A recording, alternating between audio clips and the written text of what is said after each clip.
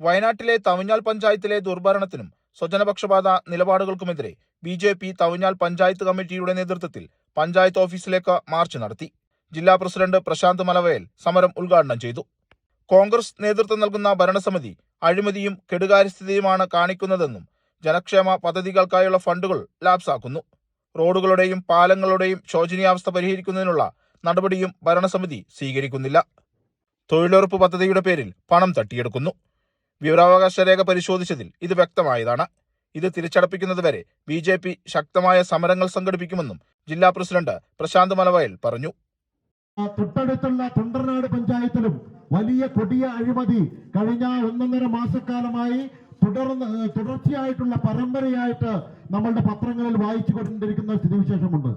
അവിടെ കമ്മ്യൂണിസ്റ്റിന്റെ നേതൃത്വത്തിലുള്ള ഭരണസമിതിയാണ് അത്തരത്തിലുള്ള അഴിമതിക്ക് നേതൃത്വം കൊടുത്തതെങ്കിൽ ഇവിടെ കോൺഗ്രസിന്റെ നേതൃത്വത്തിലുള്ള ഭരണമുന്നണിയാണ് അല്ലെങ്കിൽ UDF-കാരാണ് ഇതിന് നേതൃത്വം കൊടുത്തത് എന്നുള്ള വ്യത്യാസം മാത്രമേ ഉള്ളൂ.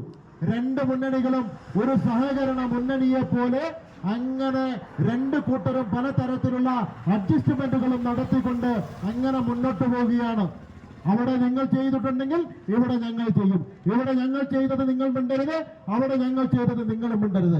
ഇങ്ങനെ പരസ്പരം ഒരു അഡ്ജസ്റ്റ്മെന്റ് മുന്നണിയായി ഇങ്ങനെ മാറിക്കൊണ്ട് മുന്നോട്ട് പോയിക്കൊണ്ടിരിക്കുകയാണ്. News desk true lines.